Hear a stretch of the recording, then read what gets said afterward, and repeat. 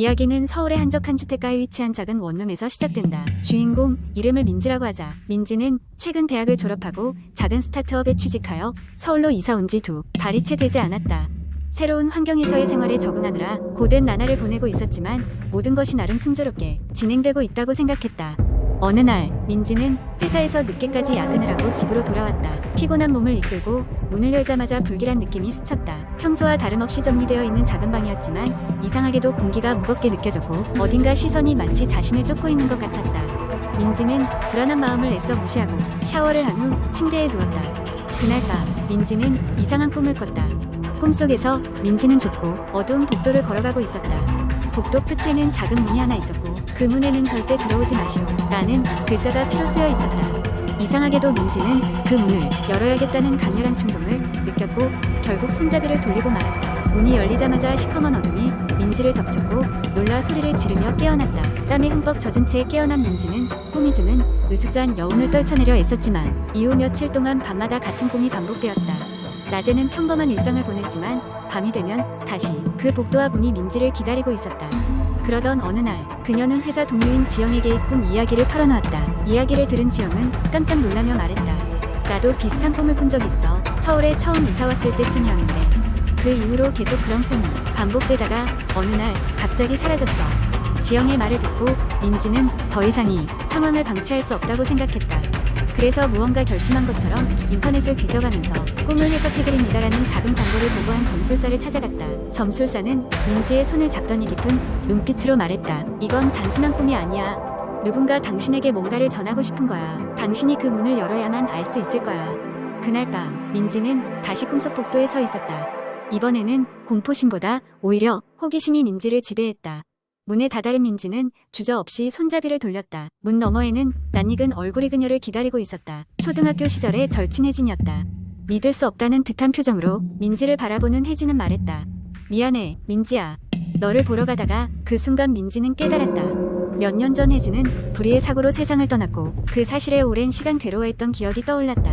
혜진은 민지에게 마지막 작별 인사를 하기 위해 나타난 것이다. 그제야 민지는 마음 깊숙이 얽매여 있던 복잡한 감정들이 풀리는 것을 느꼈다. 다음 날 아침 민지는 오랜만에 평안한 마음으로 잠에서 깨어났다. 더 이상 꿈속 복도는 그녀를 찾아오지 않았다. 혼자 중얼거렸다. 고마워. 그리고 안녕. 혜진아. 민지는 그 후로도 꿈 때문에 힘들어하는 사람들이 있다면 자신의 이야기를 들려주며 그들에게 위로와 희망을 주곤 했다.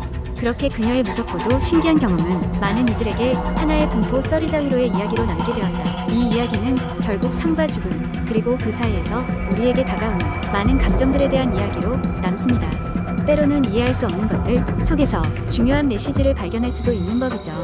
두 번째 이야기. 몇 년 전 나는 서울 외곽의 작은 마을로 이사를 갔다. 자연과 가까운 곳에서의 삶을 원했기에 숲에 둘러싸인 오래된 주택을 임대하게 되었다. 그곳은 마을에서 약간 떨어진 외진 곳에 자리 잡고 있었고 덕분에 밤하늘의 별이 유난히 밝게 보이는 것이 마음에 들었다. 집주인은 오랫동안 비어있던 집이라며 청소를 철저히 할 것을 권장했다. 짐을 풀고 집안 구석구석을 닦아내던 중 다락방에서 낡은 일기장 하나를 발견했다. 호기심에 일기장을 펼쳐본 나는 오래된 연필로 삐뚤빼뚤 쓰인 글씨를 읽어 내려갔다. 오늘도 그녀가 나타났다. 이 집을 떠나야 하는 걸까? 일기에는 어떤 여자가 매일 밤 같은 시간에 나타난다는 이야기가 반복되고 있었다. 처음에는 불안한 마음에 넘겨버리려 했지만 어째서인지 계속해서 그 일기가 머릿속에서 맴돌았다. 며칠이 지나고 밤중에 잠을 청하려 할 때 거실 쪽에서 이상한 소리가 들리기 시작했다. 마치 속삭이는 소리처럼 들릴 듯 말 듯한 희미한 소리였다. 시간을 보니 바로 자정이었다. 소리가 나는 쪽으로 다가가자 바람 때문인지 창문이 살짝 열려 흔들리고 있었다. 창문을 닫고 다시 잠을 청했다. 다음 날 이상한 꿈을 꾸었다. 꿈속에서 나는 낯선 여자가 부엌에서 나를 응시하고 있었다. 그녀는 어딘가 슬픈 표정을 지으며 무언가 말하려 하는 듯했지만 나는 그 자리를 벗어나고 말았다. 꿈에서 깨어난 후 일기장의 내용이 떠올랐다. 오늘도 그녀가 나타났다. 그로부터 며칠간 매일 같은 시간이 되면 집안에서 희미한 속삭임이 들려왔다. 어느 날은 현관 쪽에서 또 어느 날은 욕실 쪽에서 나는 점차히 집에 무언가가 나를 주시하고 있다는 생각에 사로잡혔다. 하루는 집 주변을 산책하다가 이웃 주민을 만나게 되었다. 그와 이런저런 대화를 나누던 중 나는 집에 관한 이야기를 꺼내보았다. 이웃 주민은 잠시 말을 잇지 못하다가 조심스럽게 입을 열었다. 예전에 그 집에 살던 여자 이야기를 들은 적이 있어요. 그녀는 이 마을 출신이었는데 젊은 나이에 큰 불행을 당했다고 하더군요. 그 이후로 마을 사람들이 그녀를 다시는 보지 못했다고 해요. 그 이야기를 듣고 내 머릿속은 복잡해졌다. 점점 더 불안한 마음이 커지면서 이사를 가야 한다는 생각까지 들었다. 하지만 아직까지 이 집을 떠나지 못한 이유는 알 수 없지만 그 여자가 전하고자 하는 무언가가 있을 것 같았다. 그리고 어느 날 밤 이전과 다르게 더욱 분명한 목소리가 들려왔다. 이번에는 분명히 도와줘 라는 소리였다. 공포에 질린 나는 불쾌한 느낌에 몸서리를 치며 창문을 열고 밖으로 나섰다. 그 순간 창밖에 서 있던 여자가 보였다. 약간 흐릿했지만 그동안 꿈에서 봤던 바로 그 여자가 분명했다. 그녀가 손짓을 했고 나는 비몽사몽 상태로 현관을 열어 그녀가 사라진 방향으로 향했다. 그곳에는 작은 우물이 있었다. 마치 오래전부터 사용되지 않은 것처럼 보였지만 가까이 다가가자 안에서 소리가 들려왔다. 마치 누군가가 안에 있는 듯한 기묘한 낌새를 느꼈다. 겁에 질린 나는 우물 안을 들여다보았고 곧이어 믿기 힘든 광경을 목격하고 말았다. 우물 안에는 헤아릴 수 없는 깊이에 어둠 속으로 여자가 내려가고 있었다. 급하게 집으로 돌아와 떨리는 손으로 집주인에게 전화를 걸었다.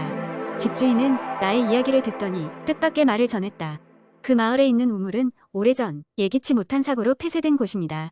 사고가 있던 해에 실종된 여자가 한 명 있었어요. 아마도 그 여자가 당신에게 도움을 요청한 걸지도 모르겠네요. 나는 곧바로 이사를 결심했다.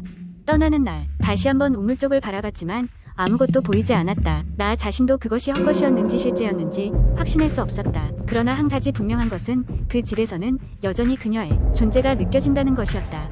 나중에 알게 된 이야기지만 그 우물은 이제 완전히 봉쇄되었고 마을 사람들 사이에서는 더 이상 그 집에 대한 이야기가 오르내리지 않게 되었다고 한다. 이후로 나는 그 집과는 전혀 관계없는 곳에서 새로운 삶을 시작했다.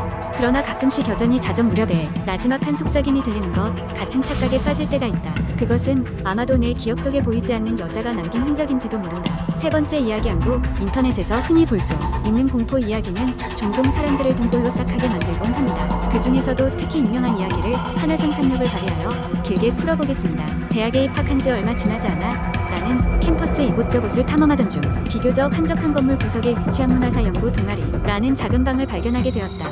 오래된 나무 문에는 먼지가 수북히 쌓여 있었고 문 옆 게시판에는 몇 년 전으로 보이는 낡은 포스터가 너덜거리며 붙어 있었다. 호기심이 발동하여 문을 열어보니 내부는 생각보다 넓었다. 오래된 책상들과 낡은 소파, 벽에 빼곡히 꽂혀있는 먼지 쌓인 책들, 면 여는 사람의 손길이 닿지 않은 듯했다.